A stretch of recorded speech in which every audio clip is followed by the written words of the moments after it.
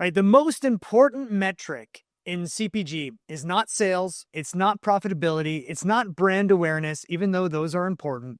The number one metric to make sure that you have a successful CPG business is velocity. Now, welcome to Brand Builders. I'm Braden Douglas. I have been marketing for over 25 years with big brands and companies like Procter & Gamble, Frito-Lay, Lindt Chocolate, a whole bunch of different categories and brands. And I want to tell you that if you don't get velocity right, you're going to miss the entire piece. And here's the crazy thing. Your packaging strategy is actually one of the biggest factors in doing that. Now let's talk about velocity. So velocity is the number of units you're selling per store per week. So how many turns are you actually getting on your product? So in the natural channel, it is about 8 to 10 units per week. In conventional, it could be 12 plus, depending on the category.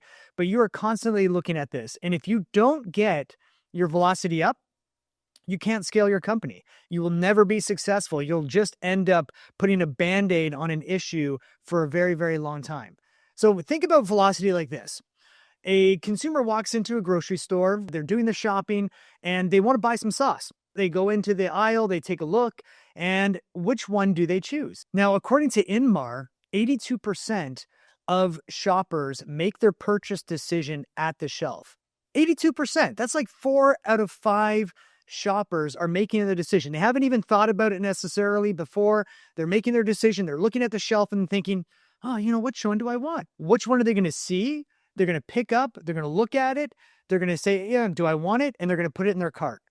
That's velocity. That is your ability to do that. And the biggest thing is to say, they go home, they try it, they absolutely love it. They come back the next week and automatically they pick you up again because you're so darn good. You're delicious.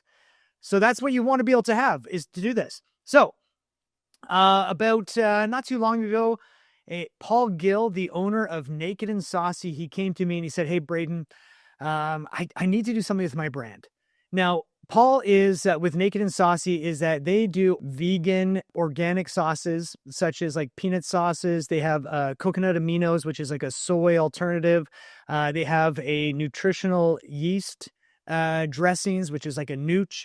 And so they have all these kind of unique premium products, but they're up against giants, VH, Thai Kitchen, Sanjay, all these different big competitors that have a lot of money. They can price them out of the market. They can do stuff. And so Paul was like, Braden, like, what should I do? I don't have money to do like big consumer campaigns. I can't just keep discounting my product to, lower and lower pricing, or else I'll waste all my margin. He goes, I feel stuck.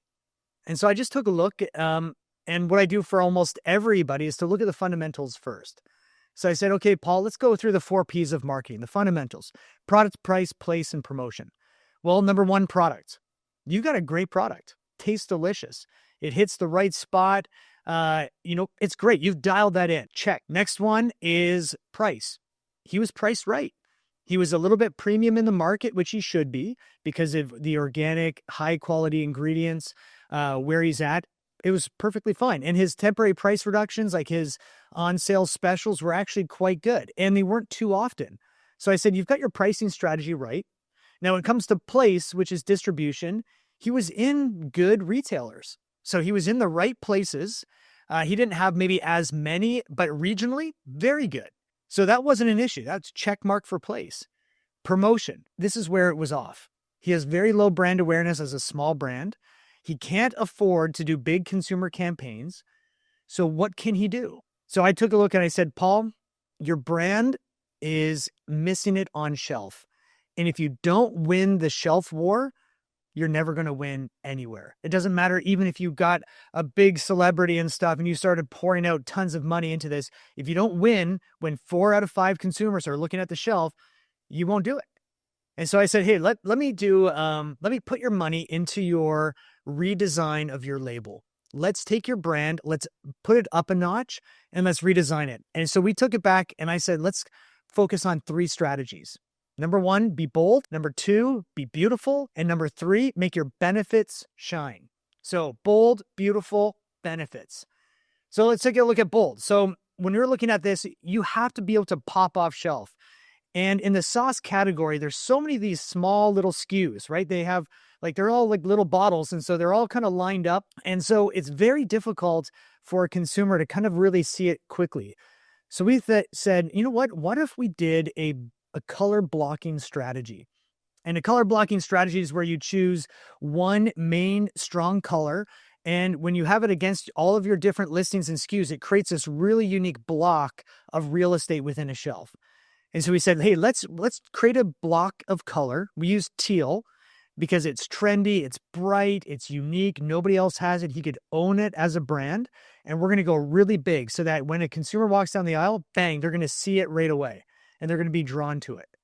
So the next thing is to say, once they're drawn to it and we have this block that's there, it has to be beautiful. So in food, being beautiful is all about taking the beauty of the food and making it appealing. So we took all these different photography shots of where the sauce was used. So on pad thai, on, with sushi, with different dishes. And we then used it in the same kind of photography on each of the different products. So the consumer would see it. It would be like, oh, that is a beautiful shot. Oh man, I'm salivating. I want the pad thai. I want it right now, Paul. And so that you want to be able to get that and have those shots on there because it creates anticipation. And in food, it's an emotional decision-making process. You want somebody to anticipate this amazing meal that they're going to experience because of your sauce, because of what you're doing. So food photography is so important within this category. And the next one is about benefits. So once they see it, they're like, oh, that food looks amazing. Now it's about, are the benefits for them? Is it clear? So does organic pop off? Does the 65% less sodium pop off?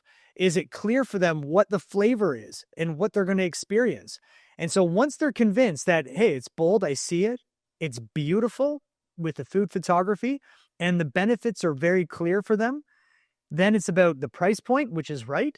And they're like, okay, I'm willing to try it. That process is called consumer trial. It's the first step in velocity. And it's the idea is that they're going to then put it into their cart. So when you're looking at increasing velocity in store and you don't have a lot of money to invest, or if you're looking at, say, what is the small tweaks or even sometimes the larger ones that are going to make the biggest impact, look to your label, look to your packaging, be bold, be beautiful, make sure your benefits pop. And if Paul at Naked and Saucey can do it, so can you. So this is it. If you haven't signed up for Brand Builders yet and you want to join our community, I would love to have you a part of it.